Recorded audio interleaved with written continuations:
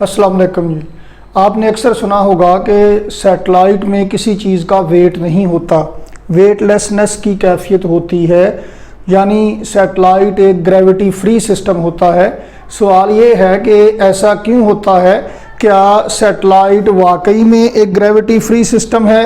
क्या सैटेलाइट किसी ऐसी जगह मौजूद है जहां पे ज़मीन की ग्रेविटेशनल फोर्स या किसी और प्लैनेट या स्टार की ग्रेविटेशनल फोर्स उस पर अमल नहीं करती, इसलिए उसके अंदर मौजूद हर शय ग्रेविटी फ्री हो जाती है, वेट ज़ीरो हो जाता है? ऐसा नहीं है, क्योंकि ग्रेविटेशनल फोर्स इन्फिनिटी पे जाके ज़ीरो होती है। तो ऐसा नहीं है कि वो सैटेलाइट ज़मीन से इन्फिनिट फासले पर है या किसी भी और मैसिव बॉडी से इन्फिनिट फासले पे होना। इन्फिनिट फासला तो एग्जिस्ट ही नहीं करता, वो किसी न किसी के पास तो होगा ना। एक्चुअली वो सैटेलाइट ज़मीन के गिर्द रोटेट कर रहा है, तब ही वो असल में हमने छोड़ा हुआ है, जो मैन मेड है, ये आर्टिफिशियल सैटेलाइट है जो हमने रिलीज किया हुआ है अपने किसी मकसद के लिए, अपने किसी ना किसी फायदे के लिए। तो अगर वो ज़मीन के गिर्द रोटेट कर रहा है तो ज़मीन के गिर्द रोटेट करने के लिए, उसे घूमने के लिए जो सेंट्रीपिटल फोर्स चाहिए वो ग्रेविटेशनल फोर्स ही प्रोवाइड करती है।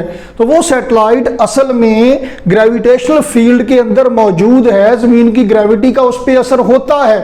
फिर वो ग्रेविटी फ्री कैसे हो गया? क्या ये बात झूठ है? क्या उसमें जो चीज़ें वेटलेस महसूस करती हैं, क्या ऐसा सिर्फ फिल्मों ड्रामों में होता है, रियलिटी में नहीं है? नहीं, वो भी ठीक है। तो असल में ये सूरत हाल क्या है? आज की इस वीडियो में हमने ये डिस्कस करना है कि किसी सैटेलाइट में जो क्रू है, अमला है, अगर कोई उसमें है या कोई मशीनरी है, क्या वहाँ पे ग्रेविटेशनल फोर्स का असर होता है, नहीं होता? वो ग्रेविटी फ्री सिस्टम क्यों होता है? वेटलेसनेस क्यों महसूस होती है? तो जनाब आइए मामले को समझने की कोशिश करते हैं। देखिए, ये ज़मीन बनाई गई है, ज़मीन की तरफ बाद में आते हैं, पहले यहाँ पे आते हैं जहाँ पे आप मौजूद हैं। यहाँ पे जहाँ मैं खड़ा हुआ हूँ, आपको नज़र आ रहा हूँ, यहाँ पे खड़े हुए मैं ऐसे करके कोई शय फेंकता हूँ, हॉरिजॉन्टल डायरेक्शन में मैं कोई शय फेंकता हूँ, ज़मीन की सरफेस से इतनी हाइट पर मैं कोई शय फेंकता हूँ, तो ये ऐसे करके जाके गिरेगी जी ज़मीन पर। ये जो भी शय फेंकी गई है इसकी टू डायमेंशन में मोशन है, एक हॉरिजॉन्टल डायरेक्शन में है और दूसरी वर्टिकल डायरेक्शन में है। हॉरिजॉन्टल डायरेक्शन में इस पर कोई फोर्स नहीं लग रही, फ्रिक्शन वगैरह अगर है तो नेग्लिजिबल स्मॉल है। वर्टिकल डायरेक्शन में इस पर ग्रेविटेशनल फोर्स अमल कर रही है, मतलब ये जो नीचे को आ रहा है ये विद एक्सेलरेशन g 9.8 मीटर पर सेकंड स्क्वायर एक्सेलरेशन से आ रहा है, तो ये फ्री फॉल है, ये फ्री फॉल है, ये आज़ादाना गिरता हुआ जिस्म है। Free fall under the action of gravity ये मूवमेंट है, और ग्रेविटेशनल एक्सेलरेशन से ये शायद नीचे को आ रही है। इसकी वेलोसिटी में हर एक लम्हे में, हर एक सेकंड में 9.8 मीटर पर सेकंड चेंज आ रही है, इजाफा हो रहा है। ये एक प्रोजेक्टाइल है, जैसा कि हम पहले डिस्कस कर चुके हैं फिजिक्स पढ़ने वाले। तो जनाब ये एक प्रोजेक्टाइल है जो फ्री फॉल कर रहा है, और फ्री फॉल के दौरान एपरेंट वेट ज़ीरो हो जाता है। ये भी इससे पिछली वीडियो में हम डिस्कस करके आए हैं। एपरेंट वेट होता है जनाब W, अगर कोई ऑब्जेक्ट डाउनवर्ड मूव कर रहा है किसी एक्सेलरेशन से, W माइनस एम ए, अगर डाउनवर्ड एक्सेलरेशन g के बराबर है तो फिर ये बनेगा W माइनस एम जी, यानी mg minus M G equal to 0। ये कट गया जी। तो जब तक फ्री फॉल रहेगा तब तक वेट जीरो मैयर होगा, तब तक वो वेटलेस रहेगा। तो हमने सैटेलाइट के लिए सिर्फ ये प्रूव करना है एक्चुअली कि वो एक फ्री फॉलिंग ऑब्जेक्ट है, उसका acceleration towards the centre of earth है और g है। तो जनाब अली आइए देखते हैं कि वो सैटेलाइट कैसा है। हमने जनाब ज़मीन की सरफेस से, मैं ज़रा इसको ज़रा बेहतर करके गोल कर दूँ, ये मेरी ड्राइंग की वजह से ज़रा गुड़ाई इसकी मज़ेदार नहीं है इतनी, तो चलो जी अब उम्मीद है पहले से कुछ बेहतर हो गई ज़मीन। ये है जनाब अली अर्थ। अब जनाब यहाँ पे आप खड़े हुए हैं, ए लो जी, ये कोई बंदा खड़ा हुआ है और ये यहाँ से कोई फेंकता है, कोई प्रोजेक्टाइल लॉन्च करता है, कोई शय फेंकता है ऐसे हॉरिजॉन्टल डायरेक्शन में, थोड़ी सी वेलोसिटी से, थोड़ा सा जोर लगा के, थोड़ी सी फोर्स लगा के ये शय ज़मीन पे यहाँ पे जाके गिर जाती है। ये फ्री फॉल कर रहा है, इसकी जो हॉरिजॉन्टल वेलोसिटी है उस हॉरिजॉन्टल डायरेक्शन में कोई फोर्स अमल नहीं कर रही, प्रोजेक्टाइल है एक, वर्टिकल डायरेक्शन में इस पर अमल कर रही है ग्रेविटेशनल फोर्स। इसका एक्सेलरेशन डाउनवर्ड अपवर्ड एक्सेलरेशन इसका g है, तो ये फ्री फॉल है और फ्री फॉल के दौरान एपरेंट वेट कितना होगा जी, 0 होगा। तो जनाब अगर आप इसी शय को जरा ज्यादा जोर से फेंकें, ज्यादा फोर्स लगा के फेंकें, फिर क्या होगा, जरा ज्यादा दूर जाके ये गिर जाएगी। लो जी, अब ज्यादा जोर लगा के फेंका, ज्यादा दूर जाके गिर गई। आप इसे जरा और ज्यादा जोर लगा के फेंकें और ज्यादा दूर जाके ये गिर गई।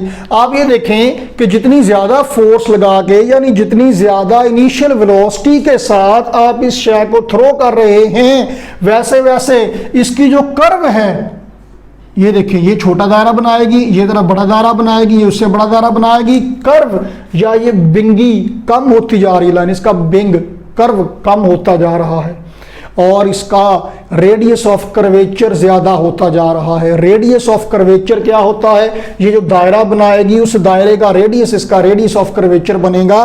तो यानी जितना जितना दायरा बड़ा होता जाएगा उतनी कर्व कम होती जाएगी और रेडियस ऑफ कर्वेचर ज्यादा होता जाएगा। और ज्यादा जोर लगा के फेंकें जरा तो ये और दूर जाके गिरेगी जमीन पे, रेडियस ऑफ कर्वेचर और ज्यादा हो गया, कर्व पाथ का कर्व और कम हो गया और बड़ा दायरा बनाएगी। अब ये लाइन और ज्यादा जोर से फेंकिए, और ज्यादा जोर से फेंकेंगे तो और ज्यादा दूर जाएगी, और ज्यादा जोर से फेंकें और ज्यादा दूर जाके गिरेगी। लो जी, कनाडा जाके गिर गई अब तो ये। तो जनाब होते होते आप क्या कर रहे हैं, आप इतनी ज्यादा इनिशियल वेलोसिटी से इसे फेंक रहे हैं कि होते होते इसका कर्वेचर जमीन के कर्वेचर के साथ मैच कर गया। इसका रेडियस ऑफ कर्वेचर जमीन के रेडियस ऑफ कर्वेचर के साथ मैच कर गया। तो ये फ्री फॉलिंग ऑब्जेक्ट, ये भी फ्री फॉलिंग ऑब्जेक्ट है, ये भी है, ये भी है, ये भी है, ये भी है, ये भी है और ये भी है। तो जनाब अब लेकिन इसका रेडियस ऑफ कर्वेचर जमीन के रेडियस ऑफ कर्वेचर के साथ मैच कर गया, इसकी कर्व जमीन की कर्व के साथ मैच कर गई। तो होता यह है कि जमीन पर गिरने से पहले ही उसमें खम आ जाता है, मोड़ आ जाता है। तो ये भी उसके साथ साथ ही मुड़ रही है, तो गिरने से पहले ही ये जमीन के गिर्द एक चक्कर पूरा कर लेता है। और यहाँ पे वैक्यूम है, फ्रिक्शन वगैरह तो है नहीं, तो जब एक चक्कर पूरा हो जाता है फिर दूसरा चक्कर भी, फिर तीसरा चक्कर भी, फिर चौथा चक्कर भी, और ये जमीन के गिर्द घूमने लग गया।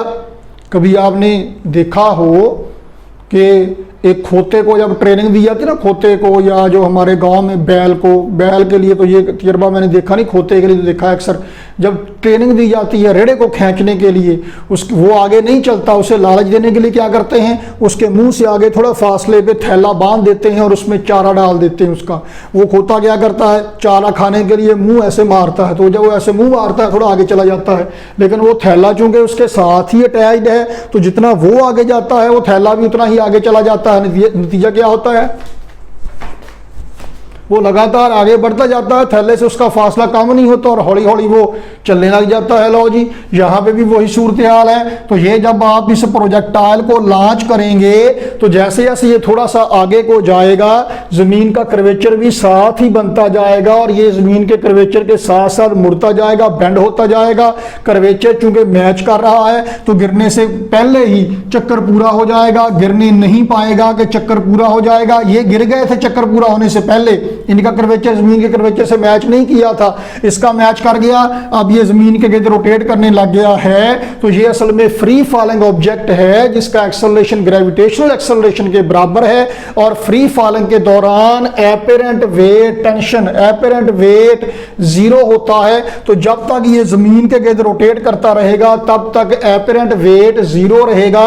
अगर इसकी हालत में तब्दीली आएगी फिर वेट में तब्दीली आ जाएगी। तो अगर उस सैटेलाइट में कोई क्रू है, अमला है, वो वेटलेसनेस का शिकार होगा। कोई मशीनरी है, आपने वहां पे कोई भी शय प्लेस की हुई है, उसका वेट कंसिडर नहीं होगा। ये ग्रेविटी फ्री सिस्टम है, तो वो एक्चुअली जमीन के गिर्द सर्कुलेट करने की वजह से उसका एपरेंट वेट 0 है और किसी वजह से नहीं है।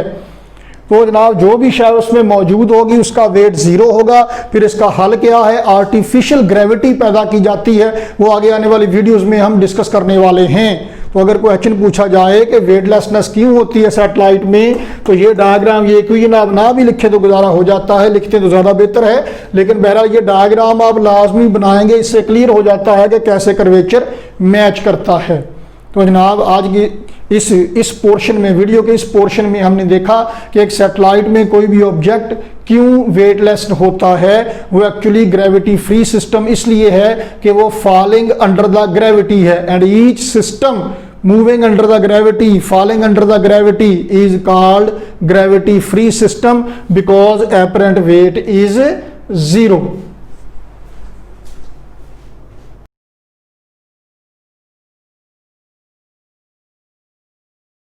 हाई ऑर्बिट सैटेलाइट की orbital velocity, low orbit satellite के लिए हम पिछली वीडियोस में डिस्कस कर चुके हैं। हाई ऑर्बिट सैटेलाइट, अगर कोई सैटेलाइट ज़मीन की सरफेस से ज़्यादा हाइट पर है, इतनी ज़्यादा हाइट पर कि ज़मीन के रेडियस के मुकाबले में ये हाइट निग्लिजिबली स्मॉल नहीं है, ज़मीन के रेडियस के मुकाबले में हाइट निग्लिजिबली स्मॉल नहीं है, बल्कि ज़मीन के रेडियस के मुकाबले में ये हाइट काफ़ी सारी ज़्यादा है। तो अब आप इसे निगलेक्ट नहीं कर सकते।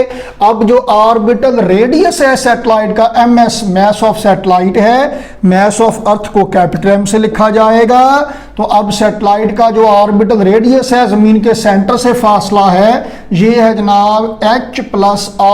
H है ज़मीन की सरफेस से हाइट और कैपिटल R क्या है, ये है जनाब रेडियस ऑफ अर्थ।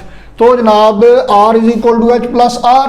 ये सैटेलाइट भी जो ज़मीन के गिर्द रोटेट कर रहा है, ये जनाब ग्रेविटेशनल फोर्स ही है इसमें भी जो सेंटीपिटल फोर्स प्रोवाइड कर रही है। तो ग्रेविटेशनल फोर्स और सेंटीपिटल फोर्स इक्वल हैं। तो ग्रेविटेशनल फोर्स, ये सैटेलाइट चूंकि ज़मीन की सरफेस से काफ़ी ज़्यादा हाइट पर है, तो यहाँ पे अब ग्रेविटेशनल फोर्स के लिए बेहतर है formula Gm1 m2 over r square लिखना। m1 सैटेलाइट का mass, capital M mass of earth, Gmm over r square is equal to mv square over r। ये m किसका मैस होता है, रोटेट करने वाले का।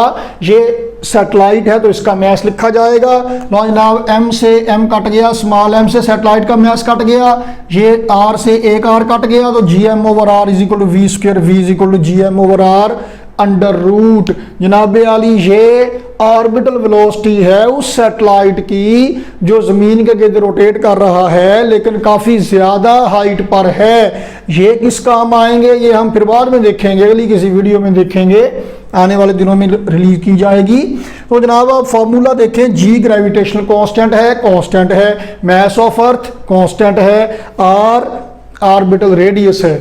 जनाब आली अगर ये R ज़्यादा हो जाएगा, ऑर्बिटल रेडियस ज़्यादा हो जाएगा, सैटेलाइट ज़्यादा हाइट पे जाएगा ज़मीन की सरफेस से, तो फिर उसकी ऑर्बिटल वेलोसिटी कम करना पड़ेगी। डिटेल हम प्रीवियस वीडियो में भी डिस्कस कर चुके हैं, जिसमें लो ऑर्बिट सैटेलाइट के लिए हमने डिस्कस किया था। उसमें भी हमने यही कहा था कि जैसे जैसे ज़्यादा हाइट पे जाएगा कोई सैटेलाइट, वैसे वैसे उसकी ऑर्बिटल वेलोसिटी कम करना पड़ेगी, तब ही वो इस काबिल हो सकेगा कि ज़मीन के गिर्द चक्कर लगा सके, रोटेट कर सके, तब ही मतलूबा सेंटीपिटल फोर्स उसे मिल सकेगी।